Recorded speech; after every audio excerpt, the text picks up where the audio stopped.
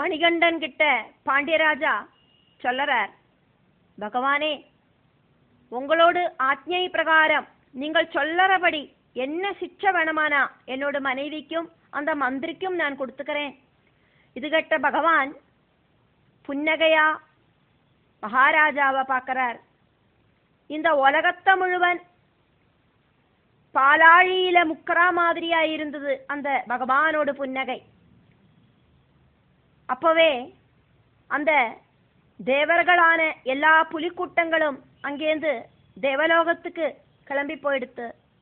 சூரியன் உதிச்சானா நட்சத்திரங்கள் அதுக்கப்புறம் நமக்கு காணாதே, அதே மாதிரி அங்க பகவானோடு புன்னகை வந்த நிமிஷத்திலேயே அங்க அந்த புலிக்கூட்டங்கள் அங்க காணப்படவில்லை. இதை பார்த்து அத்தனை பேரும் ஆச்சரியப்பட்டா.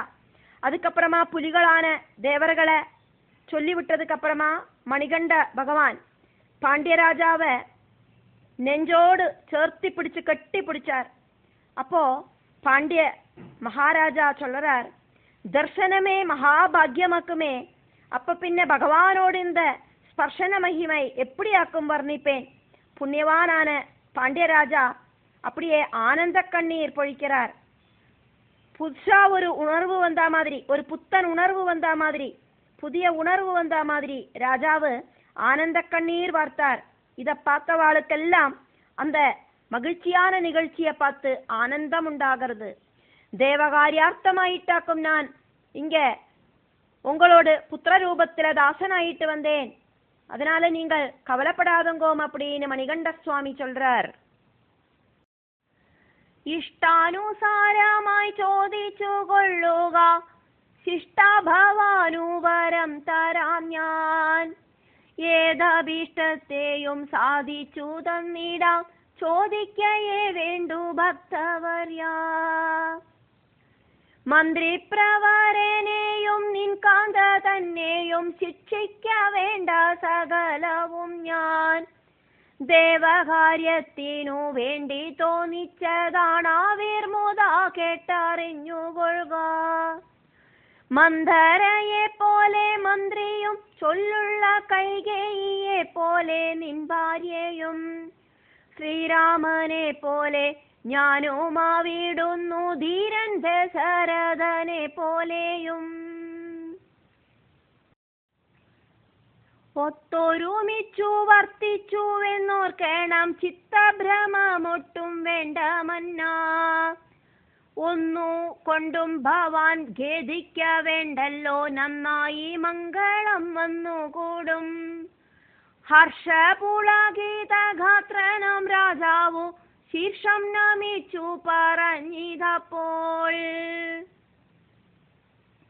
കാരുണ്യവാരിതേ നിന്നൂടെ സൽകൃപവാരിനി വാരി വർഷിച്ചിടുമ്പോൾ, മറ്റൊന്നെനിക്കു വരമായി വരേണ്ടതു കണ്ടതുമില്ലേ ഞാൻ എന്നാകിലും. ഒന്നിപ്പോൾ അർത്ഥിച്ചിടുന്നേൻ പാരാൽ പാരാ നമ്മുടെ ജന്മമരണാദികൾ. ഇല്ലാതെയാവാൻ അനുഗ്രഹിക്കണമേ, മറ്റൊന്നുമുണ്ടതും കേൾക്കണമേ. അങ്ങന്റെ മന്നിടം തന്നിൽ വസിക്കണം, എന്നോടെ വംശ്യരെ കാത്തുകൊള്ളാൻ. ഇത്രമാത്രം വരം കൊണ്ടു സംതൃപ്തനാണാർത്ത പരിത്രാണ ലോലാത്മാവേ. ഇങ്ങനെ അർത്ഥിച്ചതു കേട്ടു സന്തുഷ്ട ചിത്തനാമാര്യദാതൻ പറഞ്ഞു, ജന്മവിനാശം ലഭിക്കണമെങ്കിലോ കർമ്മവിനാശം ഭവിക്കണം. ആകയാൽ കർമ്മനാശോപായമൊക്കെയും ആകർണനം ചെയ്തു സാധിക്കണം എന്നുരച്ചീശ്വരൻ ദിവ്യമുനിയുടെ ഭാവമറിഞ്ഞു കടാക്ഷിച്ചപ്പോൾ,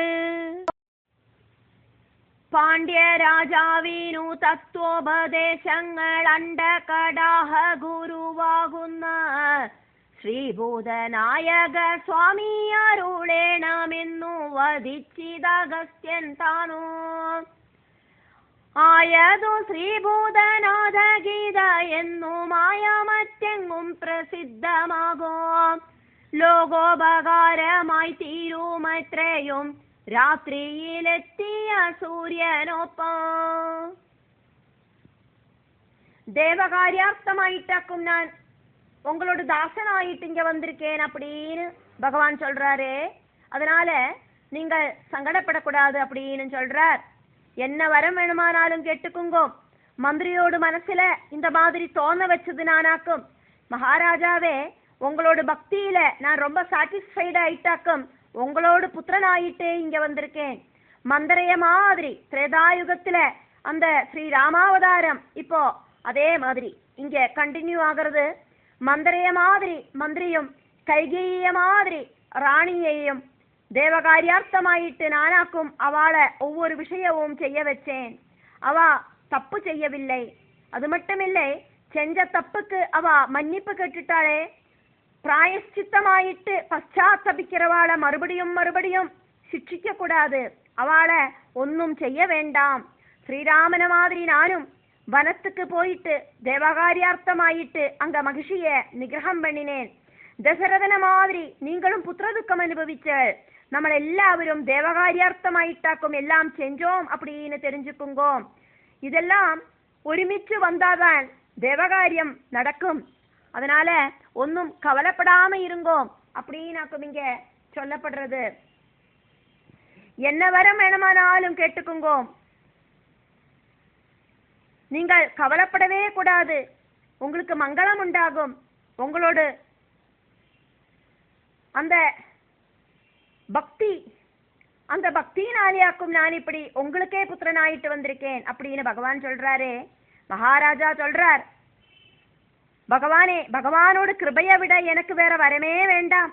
இருந்தாலும் வரம் கேட்டுக்குங்கோம் அப்படின்னு சொன்னதுனால நான் வரம் கேட்கிறேன். பகவானே, கைவல்ய தாயகனான பகவான் எனக்கு மோட்சம் கொடுக்கறதுக்கு முடியும்னா எனக்கு இனி ஜனன மரணங்கள் இல்லாத அந்த கைவல்ய பதவியை கொடுக்கணுமே, மோட்சம் தரணுமே. அதுக்கப்புறமா இனி ஒரு விஷயம் கூடியும் எனக்கு வேணும். என்னோட மண்ணில பகவான் வசிக்கணும், என்னோட வம்சஜரை காப்பாத்தணும். இந்த வரம் தந்தானா நான் சாட்டிஸ்ஃபைட் ஆயிடுவேன். வேறொன்னும் எனக்கு வேண்டாம். ஜென்ம விநாசம் உண்டாகணுமானா கர்ம விநாசம் பவிக்கணும் அப்படின்னு பகவான் சொல்றார். அதனால கர்மநாச விநாசன உபாயங்கள் எல்லாம் செய்யணும் அப்படின்னு சொல்றார்.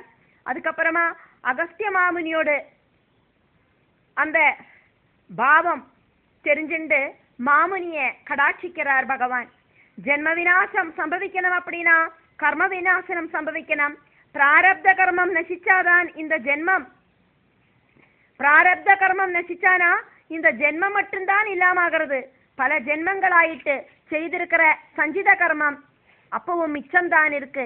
அதெல்லாம் கர்மவாசனையாயிட்டு நமக்குள்ள இருந்துட்டே இருக்கு. போன ஜென்ம கர்மவாசனையாக்கும் இந்த ஜென்மத்துல நமக்கு பல விஷயங்களும் செய்யறதுக்கு நம்மளை தூண்டுறது. சான்ஸ்கிரிட்டே தெரியாதவா சான்ஸ்கிரிட் ஸ்லோகங்கள் ஜபிக்கிறா. அதே மாதிரி அஸ்ட்ராலஜியில எந்த ஞானமும் இல்லாதவா பெரிய அஸ்ட்ராலஜர் ஆயிட்டு வரா. அதே மாதிரி பலவிதமான வைத்தியங்கள் சிலவாளுக்கு அத்துப்படியா வருது, டாக்டருக்கு படிக்காக்கே வருது. இதெல்லாம் கர்மவாசனை ஆயிட்டு வரதாக்கும். அதனால அந்த கர்மவாசனைகள் எல்லாம் இல்லாம ஆவறதுக்கு ஆத்ம தத்துவ உபதேசம் உங்களுக்கு நான் செய்யறேன் அப்படின்னாக்கும் சொல்லப்படுறது. அதை தெரிஞ்சு புரிஞ்சுண்டு சாதனை பண்ணு அப்படின்னாக்கும் சொல்லப்படுறது. திவ்ய முனிய பகவான் கடாட்சிச்சோன அகஸ்திய முனி பகவான் கிட்ட சொல்றார், பகவானே நீங்களே அப்பாவுக்கு உபதேசம் பண்ணுங்கோ அப்படின்னு. அப்படி பகவான் உபதேசிக்கிற தத்துவ உபதேசமாக்கும் ஸ்ரீ பூதநாத கீதை. லோக உபகாரார்த்தமாயிட்டு இந்த ஸ்ரீ பூதநாத கீதை பவிக்கும் அப்படின்னாக்கும் சொல்லப்படுறது.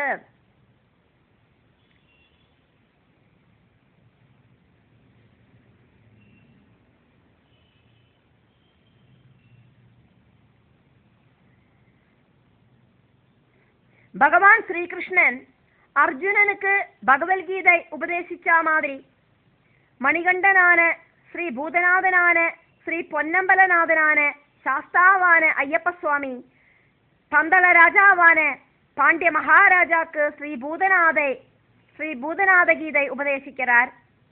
ராத்திரியில சூரியன் வந்தானாக்கா இருட்டு இல்லாம போயிடும். அஜ்ஞானமாகிற இருட்டு இல்லாமறதுக்கு குருவாயிட்டு வெளிச்சம் தர அந்த ஐயப்பன் இந்த ஸ்ரீபூதநாத கீதை அப்பாவுக்கு உபதேசம் பண்றார். என்னும் കൂടിയൂരി ആടി ആനന്ദരം കുമ്പോൾ ഭവമുനി പോയി മറഞ്ഞു. മധ്യാഹ്നമായതുകൊണ്ടു മഹാരാജ ഉത്ഥാനം ചെയ്തു ദിനകൃത്യങ്ങൾ നന്നായി നടത്തി സകലരും ഭഗവാനെ ഉന്നത ഭക്തി വിശ്വാസത്തോടെ നൈവേദ്യമർപ്പിച്ചു പൂജിച്ചു വേണ്ടപ്പോൾ ഭൂദേവരെയും പൂജിപ്പിച്ചുടൻ രാജനും ഭോജനം ചെയ്തു ശാസ്താവിനെ രത്നപീഠത്തിലിരുത്തി മന്ദം. എല്ലാരും ഔചിത്യപൂർവമിരുന്നപ്പോൾ മന്ത്രിയും രാജ്ഞിയും വന്നവിടെ. കണ്ണീരൊലുപ്പിച്ച പേടിച്ചു ഭക്തിയും കൈക്കൊണ്ടു പശ്ചാത്തപിച്ചു നിന്നു. ഭൂതാധിനായക സ്വാമി അവരോട് ചൊന്നാൻ ഫലിതമാസൃണമായി.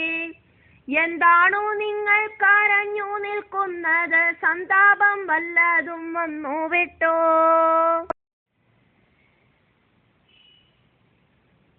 இப்படியெல்லாம் சொல்லிட்டு கும்போல்பவனான அகஸ்தியமுனி அங்கேருந்து போய் மறைஞ்சார். மத்தியான நேரம் வந்தோடனே மகாராஜா திரிகால சந்தியாவந்தனம் செய்யறதுக்கு ஆரம்பிச்சார். எல்லாரும் பகவானை பக்தியோட பூஜிச்சா, நைவேத்தியம் எல்லாம் சமர்ப்பிச்சா, அதுக்கப்புறமா சிரேஷ்ட பிராமணாளுக்கு அன்னதானம் கொடுத்தா. அப்படி ராஜாவும் சாப்பிட்டார். தர்மசாஸ்தாவை ரத்ன சிம்ஹாசனத்துல உட்கார வச்சு அந்த பகவான் மணிகண்டனுக்கு சுற்றிலும் அத்தனை பேரும் உட்கார்ந்தா. மந்திரியும் ராജ്ഞിയും ദൂരമാ ഒതുങ്ങി നിന്ന് കണ്ണീര് വാർത്തിട്ട് നിന്നിട്ടിരുന്നാ. ഭയത്തോടുകൂടി ഭക്തിയോടുകൂടി அழுதழுது நிக்கிறத பார்த்த பகவான் அவாகிட்ட தமாஷா பேசுறார். என்ன கொல்லறதுக்கு முடியாத துக்கத்திலேயாக்குமோ நீங்கள் பாடற? இனியும் வல்ல ஐடியாவும் மனசுக்குள்ள தொழிஞ்சு வரதா என்ன கொல்லறதுக்கு அப்படின்னு எல்லாம் பகவான் தமாஷு பேசுறார். இங்க அத்தனை பேரும் சந்தோஷமா இருக்கிறத நீங்க மட்டும் இப்படி அழுதுண்டு நிக்கிறது நல்லதாக்குமா அப்படின்னு கேட்கிறார். എല്ലാരും സന്തോഷമഗ്നരായി വാഴുമ്പോൾ വല്ലാതെ കേഴുന്നതു ശരിയോ? സ്ഥാനമോഹം കൊണ്ടും രാജ്യലോഭം കൊണ്ടും മാനം നടിച്ചറിവില്ലാത്ത ഞാൻ സൂര്യഗോളത്തിനെ മിന്നാമീനും എന്ന് തെറ്റിദ്ധരിച്ചു പിഴച്ചുപോയി. ജ്ഞാനസ്വരൂപമാകുന്ന ഭവൽപാദമാണു ഞങ്ങൾക്കും ശരണം നാഥ. മന്ത്രി വണ്ണം വിഷാദിച്ചിരിക്കവേ രാജ്ഞിയും ഇങ്ങനെ കേഴുരച്ചു. ദേവദേവ പ്രഭോ ചാബല്യം ഹേതുവാൽ ആവശ്യമില്ലാതെ വല്ലാതെ ഞാൻ നാരി സഹജമാം പിൻബുദ്ധി കാരണം ഈ വിധം ദുഷ്കൃത്യമാചരിച്ചു. സർവമറിഞ്ഞു പരിശോഭിച്ചിടുന്ന സർവജ്ഞ സൂനോ പൊറുക്ക വേണം. ദേവനും ഈ വിധമോദി കർമ്മത്തിന്റെ ഏറ്റക്കുറച്ചിലനുസരിച്ച പുണ്യവും പാപവും തിന്നേ മതിയാവും. എങ്കിലും സർവവും ഞാൻ പൊറുത്തേൻ. മന്ത്രിയും രാജ്ഞിയും சங்கடப்படுறத பார்த்துட்டு பகவான் கேட்கிறார், எதுக்காக்கும் இப்படி தூரமா போய் அழுதுன்னு இருக்க? இனியும் ஏதாவது ஐடியா இருக்கா என்ன கொல்லறதுக்கு அப்படின்னு எல்லாம் தமாஷா கேட்டுட்டு சொல்றார், இங்க அத்தனை பேரும் சந்தோஷமா என்கிட்ட பேசின்னு இருக்கிறத நீங்க மாத்திரம் இப்படி அழுதுண்டு நிக்கிறது நியாயமாக்குமா, உஜிதமாக்குமா அப்படின்னு கேட்கிறார். ராஜ்ய மோகத்தினாலேயும் ஸ்தான லோபத்தினாலேயும் என்னோட அறிவு மயங்கி போயிடுத்து அப்படின்னு மந்திரி சொல்றார். சூரியனை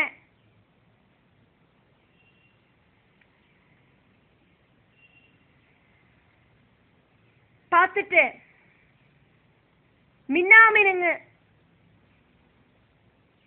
சூரியனை போய் அடையணும் அப்படின்னு நினைக்கிற மாதிரி பகவானோட மகிமை எங்களுக்கு தெரியாம போயிடுத்து அப்படின்னு மந்திரி சொல்றார். ராணி சொல்லறா, தேவையில்லாத ஸ்திரீ சகஜமான பின்புத்தி காரணம் இப்படி நான் பிரவர்த்திச்சு போயிட்டேன், மாப்பாக்கணும். பகவான் சொல்றார், கர்மத்துக்கு தகுந்த மாதிரி புண்ணியவும் பாபவும் அனுபவிச்சே தீரணும். உப்பத்துன்னா தண்ணி குடிக்கத்தான் வேணும். நான் உங்ககிட்ட பொறுத்துட்டேன், இருந்தா கூட காலத்துக்கு தகுந்த மாதிரி நீங்க செஞ்ச பாபத்துக்கான கர்மபலன் அனுபவிச்சே தீரணும். எல்லாம் தேவ காரியார்த்தமாயிட்டாக்கும் இங்க நடந்திருக்கு அப்படின்னு சொல்லும் போது, இவா அப்படி செஞ்ச தவறுகளுக்கு இவா எதுக்கு பாபம் அனுபவிக்கணும்? அதானது ஓரோருத்தரும் பூர்வ கர்ம வாசனைக்கு தகுந்த மாதிரி ஆயிட்டாக்கும் ஓரோருத்தர நல்லவர்களாயிட்டும் கெட்டவர்களாயிட்டும் பகவான் செலக்ட் பண்றார். இதனோடெல்லாம் அத்தனை பேரோட கேரக்டரையும் நிச்சயிக்கிறது பகவானாக்கும். இப்போ ஒரு மேடை மேல நாடகம் நடக்கிறது அப்படின்னா அந்த நாடகம் நடத்துறதுக்கு ஆராருக்கு என்னென்ன கேரக்டர் கொடுக்கணும் அப்படின்னு தீர்மானம் பண்றா. கெட்டவனா இருக்கிறவன் நல்லவனா நடிப்பன், நல்லவனா இருக்கிறவன் கெட்டவனா நடிப்பன், கண்ணு காணாதவன் கண்ணு காணறா மாதிரி நடிப்பன், இப்படி எல்லாம் உண்டே. கைகால் எல்லாம் நன்னா இருக்கிறவன் கைகால் விளங்காதவனா நடிப்பன். அப்படி ஆரார் எப்படி எல்லாம் ஆக்கும் நடிக்கணும் அப்படின்னு நிச்சயிக்கிறது இந்த உலகத்துல பிரபஞ்சத்துல பகவானாக்கும். பகவானோடு ஒரு நாடக மேடையாக்கும் இந்த பிரபஞ்சம். ஏதாவது ஒரு ஜென்மத்துல பாபம் செஞ்சவாள அடுத்த ஜென்மத்திலையும் அடுத்தவா வெறுக்கிற மாதிரி ஒரு வாழ்க்கையை அவளுக்கு கொடுப்பார் பகவான். தேவகாரியார்த்தமாயிட்டாக்கும் பூர்வ ஜென்மத்தில் இருக்கிற பாபத்தோடு காரணமாயிட்டாக்கும் அவ துஷ்டர்களா இருந்தா கூடியும் பகவான் சொல்றார், நான் இதுக்கான தண்டனையை உங்களுக்கு தரவே மாட்டேன், இருந்தாலும் காலம் அதுக்கு தகுந்த மாதிரியான தண்டனைகளை கொடுக்கத்தான் செய்யும், அதை நீங்கள் அனுபவிக்கத்தான் வேணும் அப்படின்னு சொல்றார். ദേവ സൗഖ്യാർത്ഥം പ്രവർത്തിച്ചു പോരുന്ന നമ്മുടെ വേലയ്ക്കു പറ്റും വണ്ണം വന്നു ഭവിച്ചല്ലോ നിങ്ങൾ തൻ കർമ്മങ്ങൾ എന്നതുകൊണ്ടിതു സാരമില്ല. ചിന്തിച്ചു നോക്കുകിൽ നിങ്ങളും രാജ്യത്തെ മുൻനിർത്തി ചെയ്തതെന്നറിയാം. എന്നാലും വിശ്വാസവഞ്ചന എന്നുള്ള പങ്കജടിലമാകുന്ന പാപം സൂര്യചന്ദ്രന്മാർ വിളങ്ങും കാലത്തോളം കാര്യമായി തന്നെ അനുഭവിക്കും എന്നുള്ള തത്വമറിഞ്ഞു വിശുദ്ധരായി മന്നിടത്തിൽ വാഴ്ക ഭക്തിപൂർവം. എൻ പാദചിന്തനത്തോടെ വസിക്കുവിൻ ഭുക്തിയും മുക്തിയും കൈവാറുവാൻ. സർവജ്ഞവാക്യങ്ങൾ ഇത്തരം കേൾക്കയാൽ ആത്മാവിവേകമുദിച്ചവരോ ചെയ്തോരു തെറ്റൊക്കെ നന്നായി അറിഞ്ഞോരും ഭക്തി സമന്വിതം മാപ്പിരന്നു. உங்களோட துஷ்ட புத்தி தேவகாரியார்த்தத்துக்காக்கும் செஞ்சல் அப்படின்னா கொடியும் நீங்கள் செஞ்சது நம்பிக்கை துரோகமாக்கும். அதனால சூரிய சந்திரர்கள் இருக்கிற காலம் வரைக்கும் நீங்கள் செஞ்ச அந்த பாபத்துவம் இருக்கிற வரைக்கும் நீங்கள் பாபிகளாகி ஜெனிச்சு இந்த பாபவாசனை தீரும் வரை அனுபவிக்கணும் அப்படின்னாக்கும் பகவான் சொல்றார். இந்த தத்துவம் தெரிஞ்சு பக்தியோடு கூடிட்டு இந்த பூமியில வாழுங்கோம் அப்படின்னாக்கும் பகவான் சொல்றார். பశ్చాத்தாபமாக்கும் பாபம் குறைக்கிறதுக்கான ஏக மார்க்கம். ஒரு தவறு பண்ணிட்டானா அதை நினைச்சு மனசுக்குள்ள ஒரு சங்கடம் உண்டாகணும், இப்படி செஞ்சுட்டேனே அப்படின்னு பశ్చాத்தாபம் அதாக்கும் இருக்கிறதுலயே பெரிய பாபம் குறைக்கிறதுக்கான வழி அப்படின்னு பகவான் சொல்றார். இப்படி ஒரு பாபம் மேலில செய்ய மாட்டேன் அப்படின்னு ஆத்மார்த்ததையோடு கூடி பிரார்த்திக்கணும். என்னோட பாதம் ஸ்மரிச்சுண்டு பக்தியோடு கூடி வாழ்ந்தானா லௌகிக ஜீவிதம் சுக சௌகரியத்தோட ஜீவிச்சு உங்களுக்கு முக்தி கிடைக்கும் அப்படின்னு சொல்றார். இந்த வாக்குகளை கேட்டுண்டு மந்திரிக்கும் ராணிக்கும் ஆத்மஞானம் உண்டாகி வருது. ഈശ്വര ഭക്തി ഉദിച്ചോരവർകളെ ശാശ്വതൻ ദേവൻ അനുഗ്രഹിച്ചു. ഭക്തവാത്സല്യത്തിൻ മാധുര്യമോർക്കുകിൽ അൽപേധരമെന്നറിഞ്ഞുകൊള്ളുവേൻ. ആത്മജ്ഞാനം ഉണ്ടാன அவ செஞ்ச தவறெல்லாம் புரிஞ்சு பக்தியோடு கூடிட்டு மன்னிப்பு கேட்டா. அவளுக்கு சாஸ்வதமான பக்தி கொடுத்தார் பகவான், அனுகிரகம் பண்ணினார் பகவான். பகவானோடு அனுகிரகம் இருந்தானா உள்ளுக்குள்ள நம்மளோட உள்ளுக்குள்ள இருக்கிற பாப வாசனைகள் கூடியும் இல்லாம போயிடும். ഭക്തി മാർഗങ്ങൾ അറിഞ്ഞു പഠിക്കുവാൻ ഇച്ഛിച്ചു പിന്നെയും താൽപര്യത്താൽ പാണികൾ കൂപ്പി വിനീതനായ ആനന്ദവാണികൾ കേൾക്കുവാൻ നിൽക്കും നേരം രാജന്റെ ശങ്കകളൊക്കെ അകറ്റുവാൻ രാജീവലോചനായ ദേവൻ ബ്രഹ്മസ്വരൂപനാനന്ദ ഗുണാലയൻ താരക ബ്രഹ്മസുധാ സമുദ്രം അത്യന്ത ശുദ്ധ രഹസ്യങ്ങളായുള്ള തത്വങ്ങളെല്ലാം ഉപദേശിച്ചു. ജ്ഞാനസമുദ്രമഭൂദേശനാം രാജൻ ആയോരു മാമരമർത്തിക്കയാൽ ഭൂമിരൂഹങ്ങൾക്കെല്ലാവർക്കും ഉൾത്തട്ടിലുണ്ടാകും ചൂടു ശമിപ്പിക്കുവാൻ ജ്ഞാനോപദേശങ്ങളാകുന്ന നീരത പങ്ക്തിയെ സൃഷ്ടിച്ചു നാലുപാടും സാന്ദ്രമധുരമാം തത്വജലാമൃതധാര മുറിയാതെ പെയ്യിപ്പിച്ചു. பகவான் பரமாத்மஸ்வரூபம் அப்படின்னு தெரிஞ்சிருந்த பாண்டியராஜா பக்தி மார்க்கத்தை சொல்லித்தரத்துக்காக பகவான் கிட்ட கைகூப்பி ரிக்வெஸ்ட் பண்றார். ராஜாவை அவரோட சந்தேகங்கள் எல்லாம் இல்லாம பண்றதுக்காக மகாராஜாவோடு எல்லா சந்தேகங்களும் தீர்க்கறதுக்காக பிரம்மஸ்வரூபனான பகவான் சுத்த ரகசியங்களான ஆத்ம தத்துவத்தை உபதேசம் பண்றார். பக்தோத்தமனான ராஜா ஒரு மாமரம் ஆசைப்பட்டார். அதானது ஆத்ம வித்யா இருக்கிற விருட்ச தணலில அந்த குளிர்மையில உட்காரத்துக்கு மகாராஜா ஆசைப்பட்டார் அப்படின்னு இங்க வர்ணிச்சிருக்கார். அப்படி மரத்தணலில சூடு இல்லாம பண்றதுக்கு மழை துள்ளிகளுக்கு சாதிக்கிற மாதிரி ஞானம் அப்படிங்கிற அமிர்தமழை பகவான் இங்க பெய்ய வச்சார் அப்படின்னு சொல்லப்படுறது. முதல்ல மரத்துக்கு என்ன ஒரு மரம் உண்டாகணுமானா முதல்ல என்ன பண்ணணும், ஒரு விதைய உள்ள மண்ணுக்குள்ள குழிச்சு போடணும், அதுக்கப்புறமா தண்ணி ஊத்தணும், அதுக்கப்புறமா அது செடியாகும், அதுக்கப்புறமா மரமாகும். அதே மாதிரி முதல்ல ஆத்ம உபதேசத்துக்கான வித்து விதை பகவான் அங்க பாகறார்.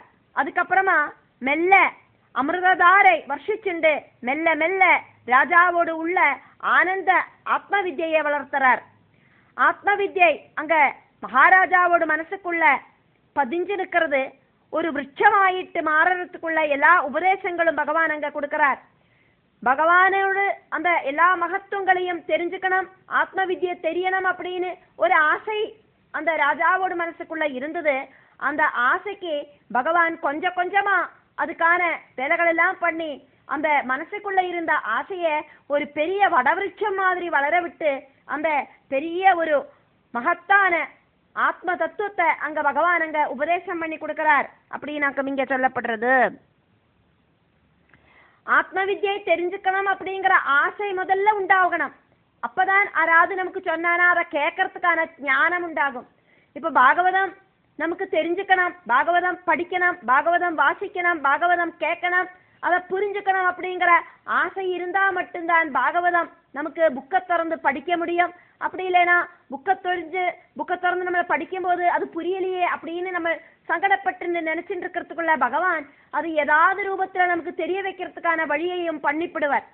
அப்ப நமக்கு ஆசை இருந்தா போரும், அதை நிறைவேற்றி வைக்க வேண்டியது பகவானோடு அந்த மகத்துவமாக்கும் அப்படின்னு இங்க சொல்லப்படுறது. സത്തുക്കൾ ഓരോന്നു ചെയ്യുന്നതിൻ ഫലം ലോകോപകാരമായി തീരും നൂനം. ജന്മകർമ്മങ്ങളും കർമ്മനാശത്തിനു സമ്മതമായുള്ള മാർഗങ്ങളും നിഷ്കാമ കർമ്മത്തിനുള്ള ഫലങ്ങളും മായാവിമോഹന ലീലകളും ബ്രഹ്മപ്രകാരവും മായാജനനവും സൽഗുണ ദുർഗുണ ഭേദങ്ങളും വിശ്വസ്വരൂപനാകുന്ന വീരാൾ പൂമാൻ തന്നുടെ ലീലാവിധാനങ്ങളും മുമ്മൂർത്തി ഭേദവും ഓങ്കാര ശക്തിയും വെവ്വേറെ നന്നായാരുളി ചെയ്തു. വേദാന്ത വേദ്യമാം ജന്മവിമോചന മാർഗവും ഉത്തമ സദ്ഗുരുവും ബ്രഹ്മത്തിൽ നിർഗുണമാകും അവസ്ഥയും പിന്നീടു നന്നായി ഉപദേശിച്ചു. சஜ்ஜனங்கள் செய்யற நன்மை அதுக்கப்புறமா அடுத்த வாளுக்கு அது ஒரு பெரிய தணலாயிட்டு மாறும். இப்போ ஒரு மரம் உண்டாகிறதுக்கு ஒரு மாங்காய் கொட்டையை குழிச்சு போட்டானா அந்த குழிச்சு போட்டவாளல்ல அந்த மாங்காயெல்லாம் சாப்பிட்டு அதனோட பலத்தை அனுபவிக்கிறா. எத்தனையோ வருஷங்களுக்கு அப்புறமாவாக்கும் அந்த மாமரத்துல காய்க்கிற பழங்களையும் காய்களையும் எல்லாம் சாப்பிடுறதுக்கு அடுத்த வாளுக்காக்கும் அது உபகாரம் ஆகிறது. இப்போ ரோட் சைடுல எல்லாம் மரங்கள் எல்லாம் விதை போட்டு குழிச்சு போட்டு அந்த மரங்கள் வளர்றத எத்தனையோ வழிபோக்கா அந்த மரத்தணலில் உட்காந்து நிழல் அவளுக்கு கிடைச்ச சுகத்தை அனுபவிக்கிறா. அப்ப நல்ல ஜனங்கள் சஜ்ஜனங்கள் செய்யற நன்மைகள் அடுத்த வாளுக்கு அது நல்ல விஷயங்கள் ஆயிட்டு மாறும். அதையாக்கும் இங்க பகவான் சொல்லுறார். மரத்துக்காக வித்துபாகி தண்ணி விட்டு ஒருத்தர் அந்த மரத்தை நெட்டு வச்சா செடி மரமாயி மாறி எத்தனையோ வருஷங்களுக்கு அப்புறம் அந்த மரம் பலம் கொடுக்கறது வேற யாருக்கோ ஆக்கும். அதே மாதிரி பாண்டியராஜாவுக்கு உபதேசம் பண்ற அந்த ஆத்ம வித்யை அதுக்கப்புறமா வர பக்தர்களுக்கு உபகாரமாயி தீரும் அப்படின்னாக்கும் பகவான் சொல்றார். சஜ்ஜனங்கள் அடுத்தவாளுக்கு உபகாரம் செய்யறது இப்படியாக்கும். அவளுக்காக அவ ஒன்னும் ஆசைப்பட மாட்டா. அடுத்தவாளோடு அந்த க்ஷேமமாக்கும் சஜ்ஜனங்களோடு பிரதானமான ஒரு குறிக்கோள். ஸ்ரீ பூதநாத கீதைய இங்க எடுத்து சொல்லப்படுறது. ஜென்மம் கர்மம் கர்மநாசனத்துக்கு என்னெல்லாம் மார்க்கங்களாக்கும் வேத சம்மதமாயிட்டு இருக்கு. நிஷ்காம கர்மம் அப்படின்னா என்ன, அதனோட பலம் என்னது, இந்த பிரபஞ்சம் அப்படின்னா பகவானோட லீலையாக்கும் அப்படின்னும், அதே மாதிரி பிரம்மஸ்வரூபம் என்னது அப்படின்னும், மாயை உண்டாகிறது எப்படி அப்படின்னும், சத்குண துர்குண விவரணம் இதெல்லாம் இங்க எடுத்து சொல்லப்படுறது. விஸ்வரூபனான விராட புருஷ மகிமைய இங்க சொல்லப்படுறது. பிரம்மா விஷ்ணு சிவன் இப்படி மூர்த்தி பேதங்கள் ஓங்காரத்தோட பவர் இதெல்லாம் தனித்தனிய பகவான் மகாராஜாவுக்கு உபதேசம் பண்ணி கொடுக்கிறார்.